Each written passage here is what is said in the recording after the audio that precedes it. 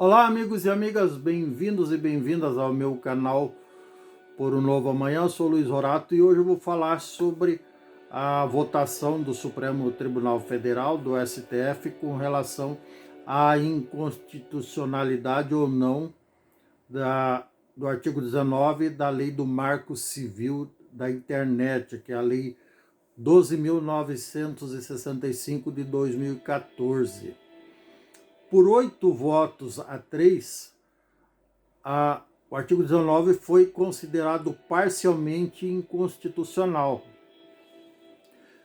E esse artigo 19 ele determinava que as big techs, as empresas que hospedam, tipo aí YouTube, Google, Instagram, a Meta e assim por diante, e outras, as chinesas também que hospedam, assim como o YouTube hospeda aqui o meu canal e milhares e milhões de canais de outras pessoas, onde as pessoas, assim como eu, manifestam suas opiniões sobre os mais variados assuntos, ou simplesmente divulgam seus produtos, seus serviços e assim por diante.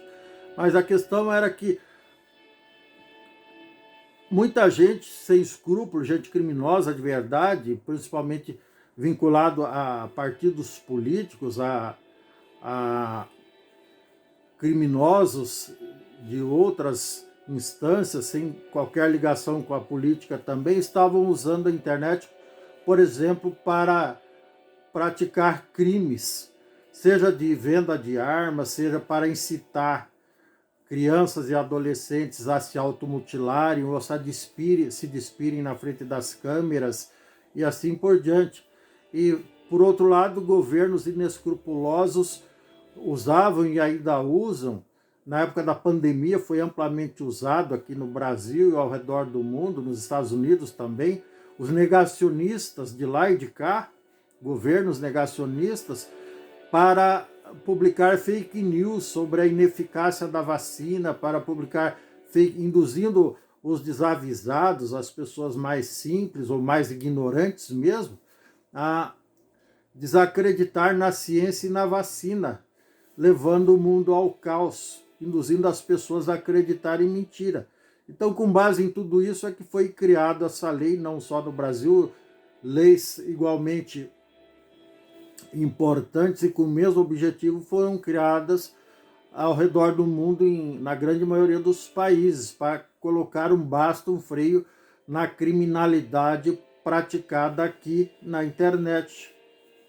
Então, o que determinava o artigo 19, que as empresas que hospedam esses canais só poderiam, por exemplo, tirar do ar um canal, um determinado vídeo, uma determinada manifestação, ainda que escrita, como é o caso do X, do antigo Twitter, que a gente escreve a mensagem. Eu mesmo já postei milhares de mensagens lá, de cunho político e de outros cunhos também, só seriam obrigados a tirar do ar depois de receber uma notificação judicial. Só que isso dava tempo da coisa se espalhar, por exemplo, no caso de crimes de injúria e difamação, calúnia contra as pessoas, depois que chegasse a notificação judicial, principalmente considerando a lerdeza do sistema judiciário brasileiro, aí o estrago já estava feito, a pessoa já não tinha mais moral nenhuma, não conseguia sair na rua.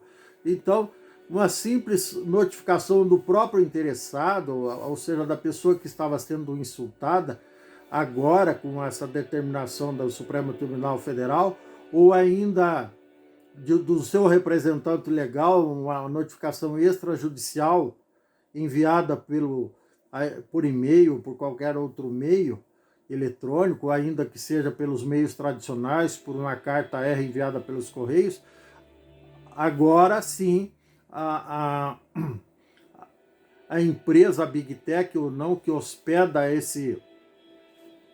essa calúnia, essa difamação, ou essa incitação ao crime, ou essa música de apologia ao crime ou de apologia a práticas nocivas à vida, e à dignidade e à honra das pessoas, tem que ser tirada do ar imediatamente. E, obviamente, que o Elon Musk, que é o dono do X, do antigo Twitter, e outros aí também se manifestaram contra e estão querendo criar caso aqui com o Poder Judiciário brasileiro. Já falamos sobre isso em outros vídeos. Mas o que chamou a atenção nessa votação foi a posição do ministro Luiz Edson Fachin. Para quem não lembra, foi o mesmo que monocraticamente anulou as condenações de primeira e segunda instância do atual presidente do Brasil. Lá no caso das condenações, que ele estava condenado a mais de 20 anos de cadeia por corrupção ativa, passiva e o escambau, no caso do sítio de Atibaia e também do triplex do Guarujá. Além desse, esse cidadão que eu acabei de citar estava respondendo a mais 7 ou 8 processos por corrupção, lavagem de dinheiro e também por... Enfim, era uma meia dúzia ou mais de crimes que ele estava respondendo. Daí, por iniciativa do Luiz Edson Fachin, que é amigo dele, inclusive foi indicado pela Dilma, a ministra do STF, que estava devendo favor para Dilma. Ele tinha feito campanha para Dilma, isso é público, notório, petista de carteirinha.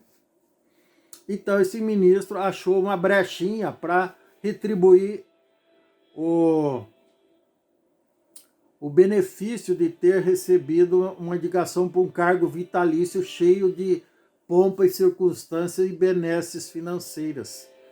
Um salário poupudo, vale fruta, vale gás, vale gás não, porque ele não precisa, mas vale paletó, vale gravata, vale isso, vale aquilo, ou seja, o cara tá no céu. Então, esse mesmo cara, não sei por que cargas d'água, ele votou com os 2 ministros indicados pelo Bolsonaro, o Nunes Marques e o Mendonça.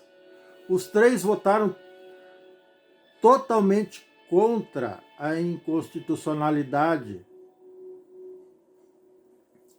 ou seja, melhor dizendo, a favor da constitucionalidade do artigo 19.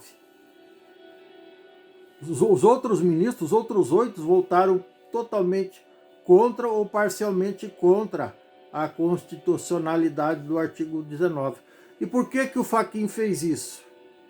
Alguém já pensou nisso? Por que o Fachin, que foi indicado pelo PT, fez campanha para a Dilma, que anulou as condenações do Lula, votou junto com os 2 bolsonaristas?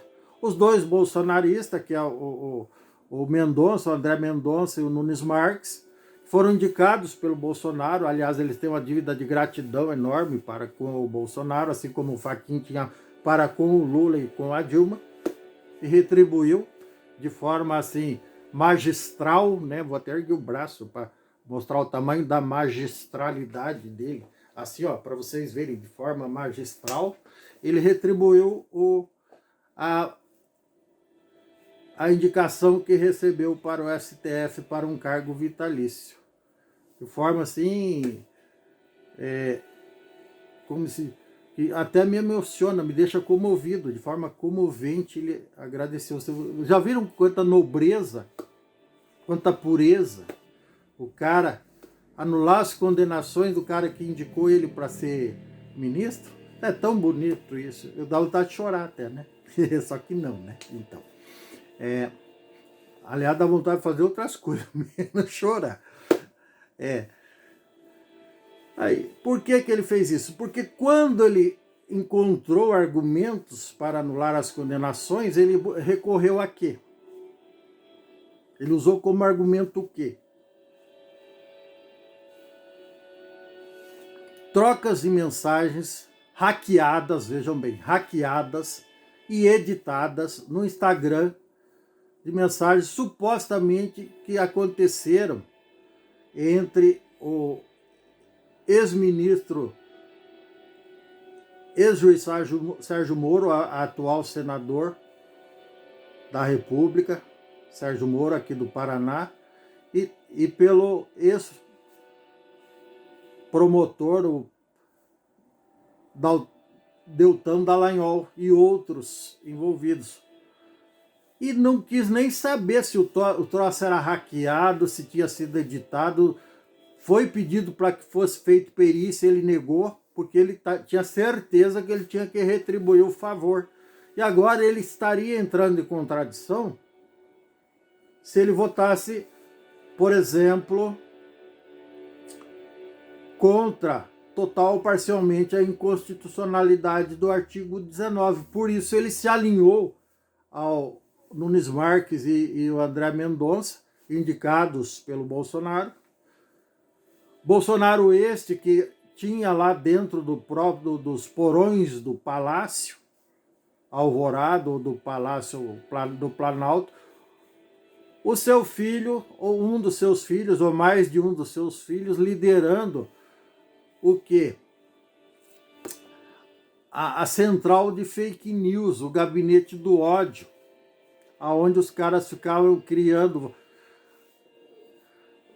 uma série de vídeos falsos contra a vacina, contra a ciência, contra o Supremo Tribunal Federal, contra o ministro Alexandre de Moraes, contra a justiça, contra Deus, contra o diabo, contra todo mundo. E a favor deles, obviamente. Então, eles usavam a internet como terra de ninguém, de forma irresponsável e criminosa. Então, agora, eles, obviamente, os representantes do Bolsonaro tinham que deixar que a internet continuasse uma terra de ninguém, que todo mundo publicasse a fake news que quisesse e que essa fake news ficasse ad eternum, ficasse eternamente circulando para fazer a cabeça dos desavisados, dos ignorantes, dos fanáticos. É isso. Então, o Fachin, obviamente, como eu já disse, ele tinha que se alinhar a esse raciocínio, senão ele ia estar usando 2 pesos e 2 medidas. E isso é mais feio, convenhamos, é mais feio que soltar bandido da cadeia sem inocentá-lo. Ele mesmo disse que não estava inocentando o cara, ele só estava anulando as condenações porque ele se baseou em informações fidedignas, só que não, né, foram hackeadas e editadas lá de uns caras aí que ninguém sabe quem são. Eu ainda, aliás, a propósito, ainda estou aguardando os senhores Sérgio Moro e Dallagnol se pronunciarem publicamente sobre isso. Dizer até que ponto isso é verdade, até que ponto isso é mentira. Eu já falei isso aqui no canal, estou aqui aguardando. Aliás, o Brasil inteiro está aguardando esses 2 indivíduos se pronunciarem. Tá bom? É isso, meus queridos e minhas queridas. Se você gostou, dê um like, dê um joinha. Inscreva-se no meu canal, não custa nada. Ative o sininho para receber novos vídeos em tempo real. Gratidão, sorte, sucesso. Um grande abraço e tchau. Até mais. E por favor, inscreva-se. Até.